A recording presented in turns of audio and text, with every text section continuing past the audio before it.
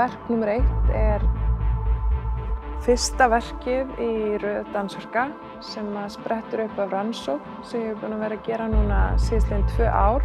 Og þetta kóreógrafísk rannsókn, listrannsókn sem skoða og rannsaka væntingar innan dansins.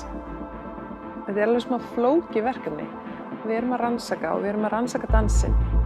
Kannski má segja að við séum að kryfja dansinn eða við séum að framkvæma einhvers konar dansuppskurð. Þess að við erum bara að skera, opna og kafa inn og ekkert endilega til þess að breyta öllu eða laga eitthvað. Þetta meira kannski til þess að spyrja okkur spurningar sem kannski leiða af sér aðrar spurningar. Spurningar sem vekja, eða sem sagt kveikja meðvitund, að vera meðvituð það sem við erum að gera. Hvernig við erum að gera hlutina, af hverju, hvar, fyrir hvern.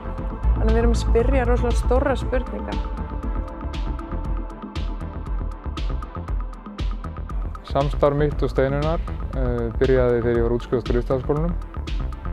Þá gerði ég lokaverkefni með útskriftarhóp dansara og þar sem Steinunn var að kóreógrafera þann hóp. Síðan þá höfum við unnið saman í nokkrum verkefnum sem tengjast verki númer 1, sem tengist rannsókninni Expressions.